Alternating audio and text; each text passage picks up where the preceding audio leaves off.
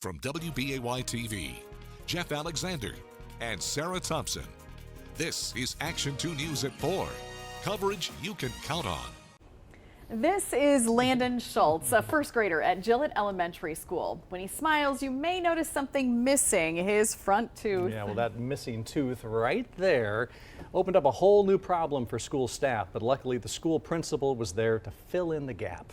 Brittany Schmidt tells us about a letter on Landon's behalf that only the tooth fairy could address. One day I was filling my tooth and it was wiggly. Being 6 years old already, Landon Schultz is no stranger to a wiggly tooth.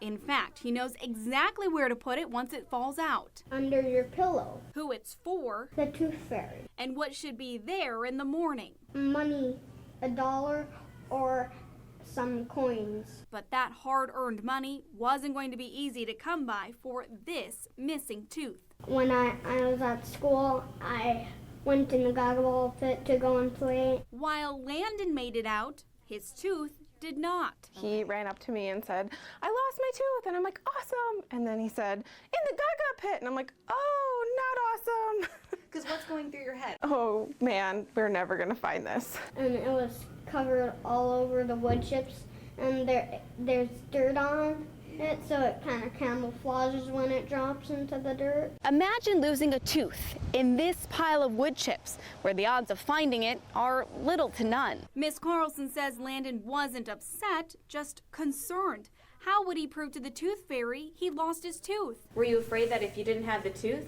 you wouldn't get your money's worth from the tooth fairy? Yeah. That look gave Miss Carlson an idea. Maybe we can get Mr. Angeli to write us a letter. I said, absolutely. So Principal Kurt Angeli went back to his office and got to work. Dear Tooth Fairy, Telling the tooth fairy exactly what happened. despite the valiant efforts of an intrepid search team, we were unable to recover the tooth. And asking her to accept this letter as proof. Please accept this letter as official verification of a lost tooth and provide the standard monetary exchange rate you normally use for a real tooth. Even sliding in a little request for himself. P.S. I am still waiting for the money for my wisdom teeth from 1987.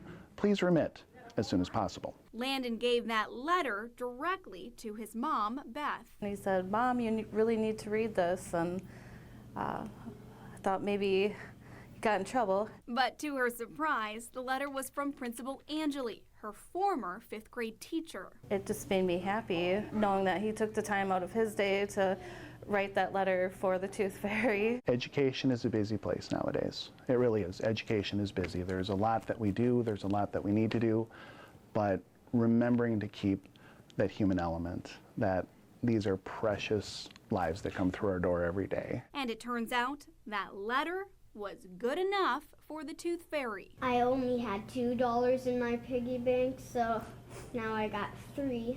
And he plans to share his hard-earned cash with his mom. I'll get something for me and something for you, because I have lots of coins. In Gillett, Brittany Schmidt, Action 2 News. I love the way Landon thinks. What a great principal. The principal speaks, the tooth fairy listens, except for his wisdom teeth, apparently. It's a principal, yes. He's too old. There must be a time limit on I guess those. so.